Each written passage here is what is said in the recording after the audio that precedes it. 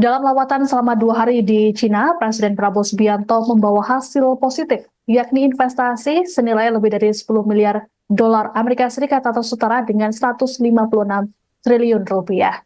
Investasi bernilai fantastis ini diperoleh Presiden Prabowo saat pertemuan dengan Perdana Menteri Cina Li Qiang di Great Hall of the People Beijing pada Sabtu 9 November. Pertemuan ini jadi momen penting kedua negara dalam memperkuat hubungan strategis termasuk di bidang ekonomi. Prabowo sendiri menyatakan bahwa Indonesia menganggap Cina sebagai teman yang sangat penting dan mitra penting. Bukan hanya untuk sekarang, tapi juga untuk masa depan.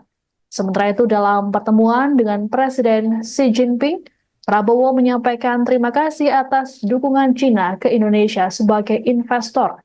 Adapun pemerintah Cina menyatakan dukungannya terhadap program makan bergizi gratis di era pemerintahan Presiden Prabowo.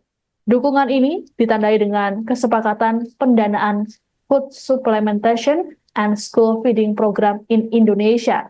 Selain pendanaan, ada 7 MOU yang turut ditandatangani di kesempatan yang sama. Di antaranya, nota kesepahaman tentang kerja sama, penilaian kesesuaian, protokol persyaratan fitosanitari untuk ekspor buah kelapa segar dari Indonesia ke Cina. Prabowo juga menyampaikan bahwa Indonesia dan Cina perlu mengambil langkah-langkah peningkatan kerjasama di bidang pendidikan. Dalam bidang pendidikan, Prabowo mengharapkan adanya peningkatan jumlah pertukaran pelajar baik Indonesia ke Cina atau sebaliknya.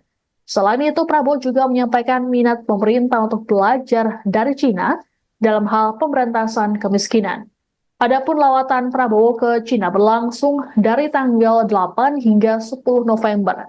Setelah mengakhiri perjalanan di Cina, Prabowo melanjutkan kunjungan kenegaraannya ke Amerika Serikat pada 11 hingga 12 November.